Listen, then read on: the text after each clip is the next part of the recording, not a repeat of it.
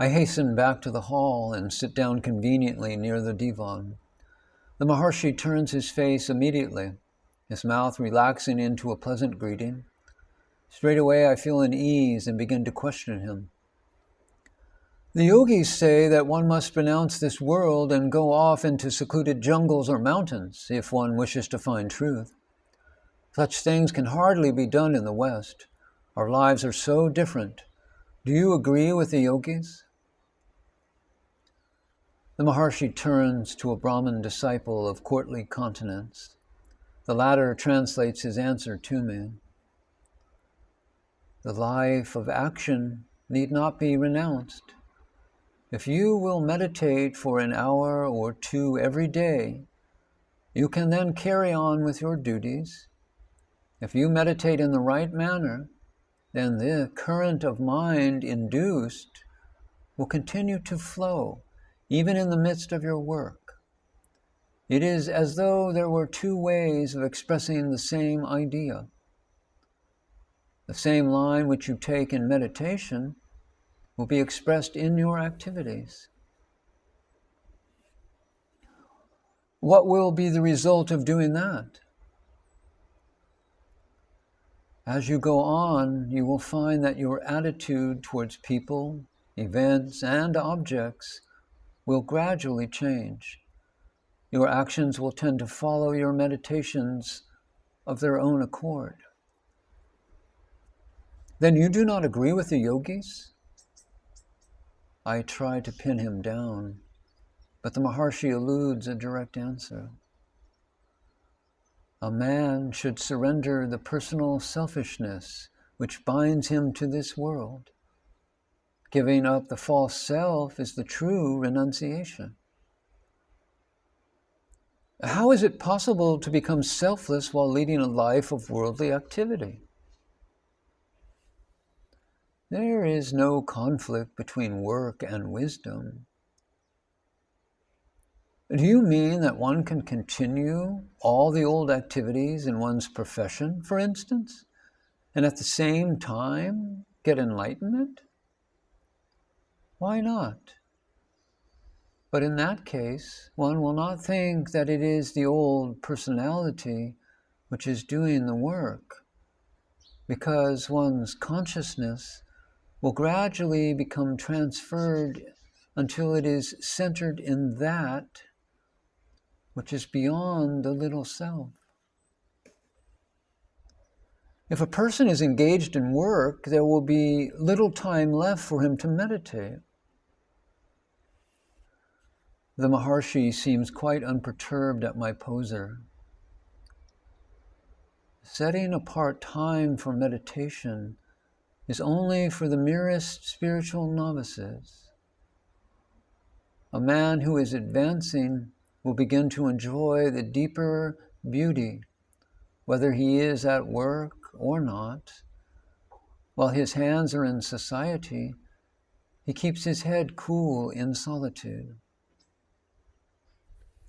Then you do not teach the way of yoga?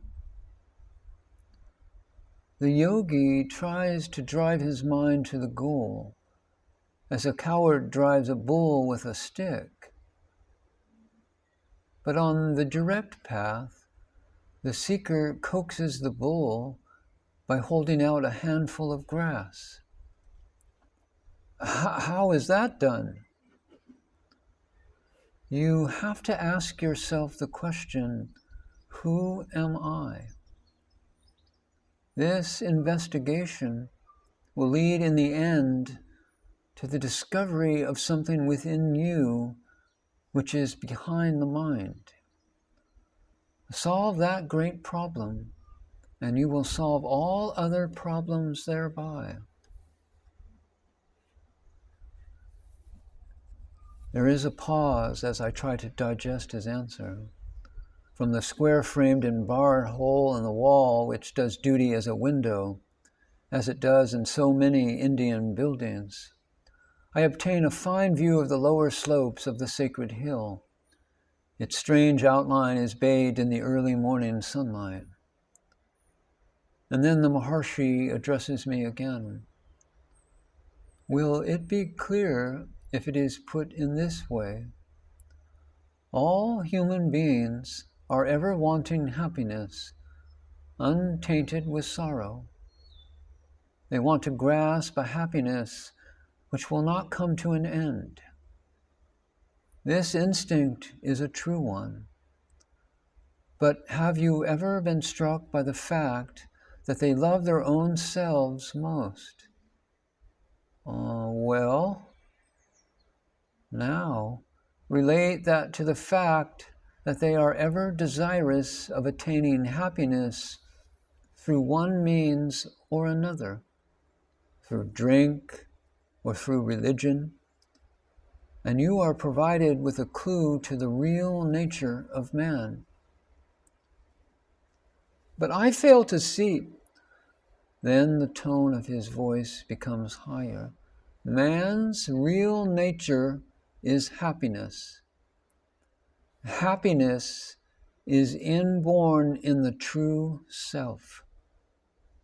His search for happiness is an unconscious search for his true self.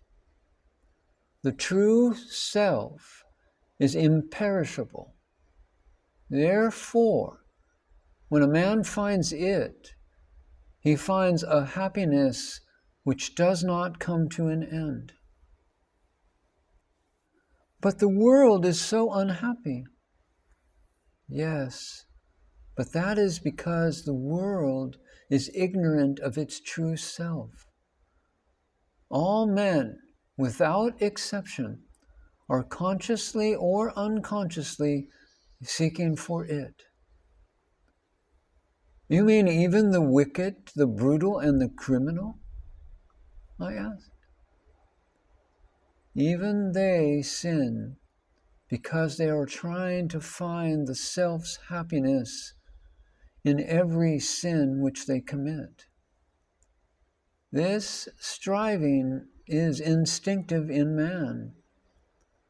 They do not know that they are really seeking their true self, and so they try these wicked ways first as a means to happiness. Of course, they are wrong ways, for a man's acts are reflected back to him.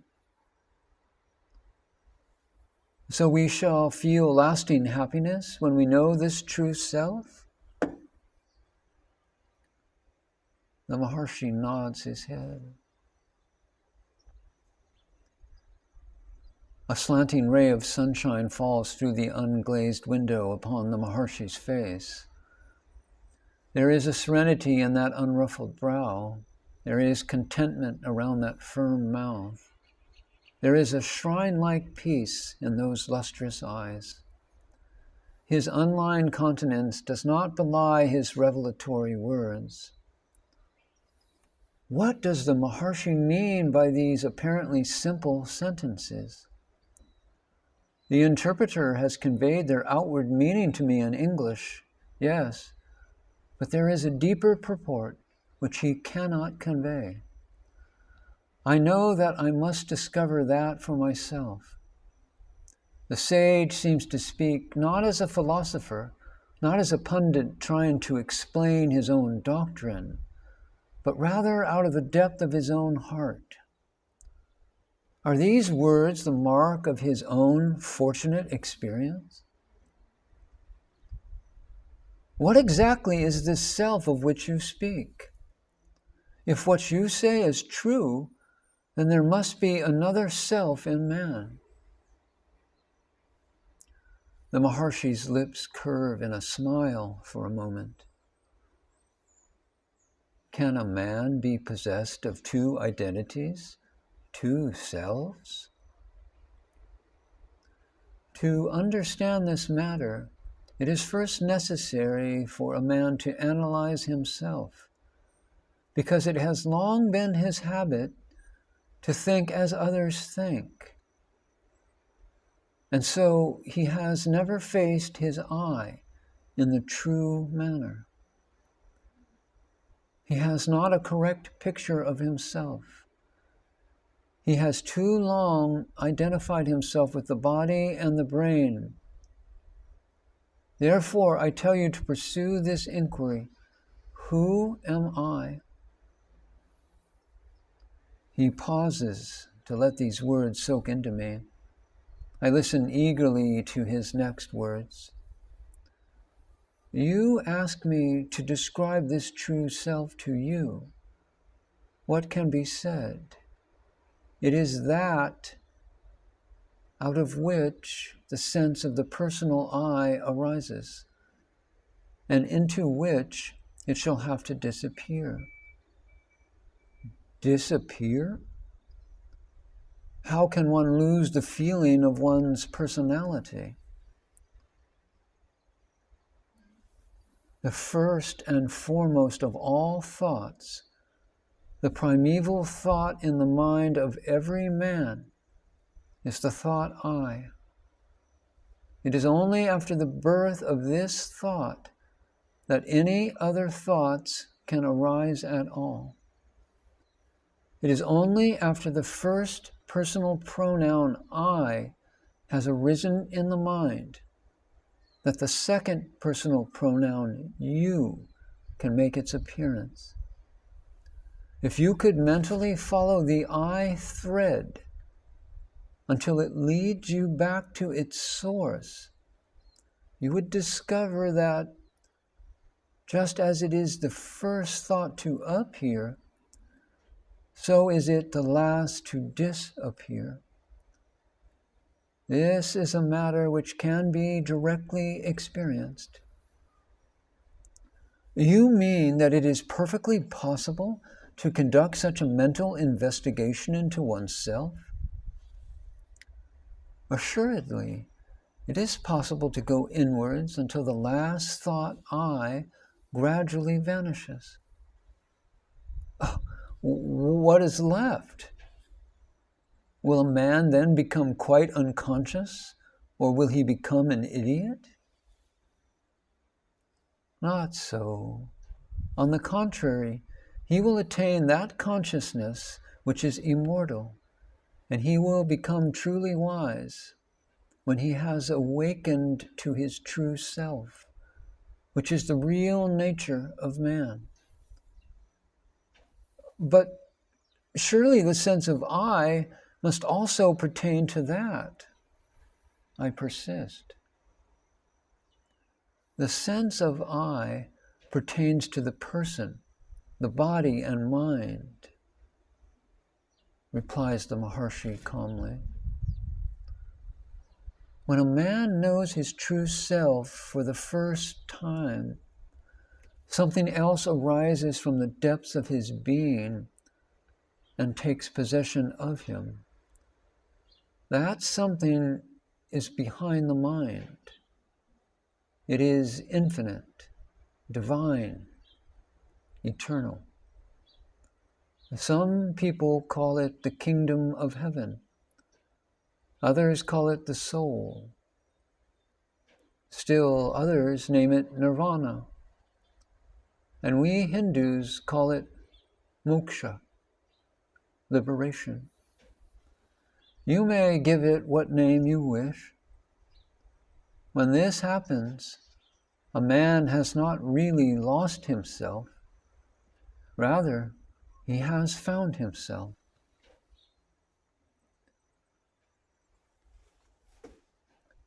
As the last word falls from the interpreter's lips, there flashes across my mind those memorable words which were uttered by a wandering teacher in Galilee, words which have puzzled so many good people. Whosoever shall seek to save his life shall lose it, and whosoever shall lose his life shall preserve it. How strangely similar are the two sentences. Yet the Indian sage has arrived at the thought in his own non-Christian way, through a path which seems exceedingly difficult and appears unfamiliar. The Maharshi speaks again, his words breaking into my thoughts. Unless and until a man embarks upon this quest for the true self, doubt and uncertainty will follow his footsteps throughout life.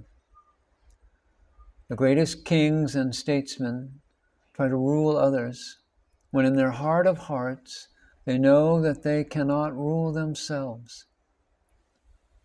Yet the greatest power is at the command of the man who has penetrated to his inmost depth. There are men of giant intellects who spend their lives gathering knowledge about so many things. Ask these men if they have solved the mystery of man, if they have conquered themselves, and they will hang their heads. What is the use of knowing about everything else when you do not yet know who you are? Men avoid this inquiry into the true self. But what else is there so worthy to be undertaken? That is such a difficult, superhuman task, I comment. The sage gives an almost imperceptible shrug of his shoulders. The question of its possibility is a matter of one's own experience. The difficulty is less real than you think. But for us who are active, practical Westerners, such introspections, I begin doubtfully and leave my sentence trailing in midair.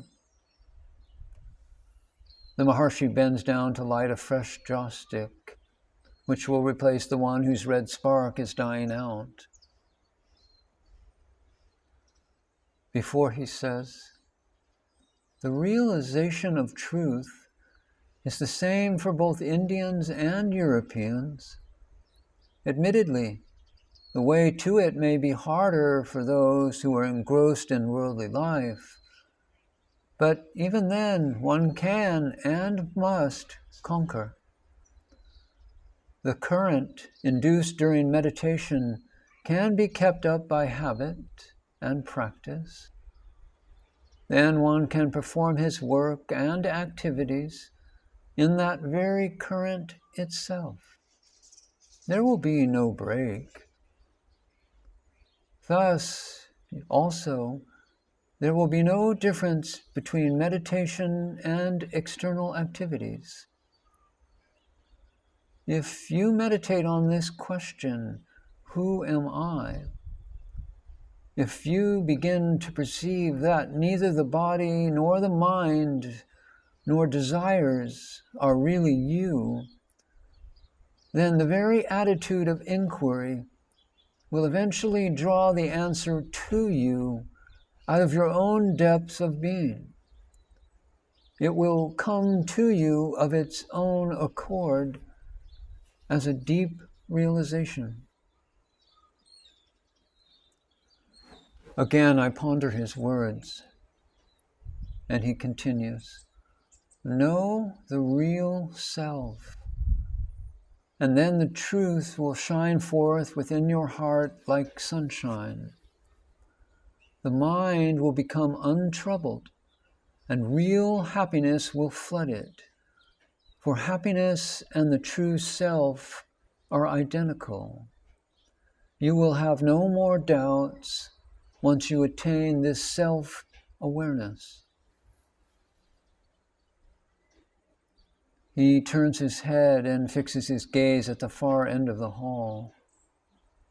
I know then that he has reached his conversational limit.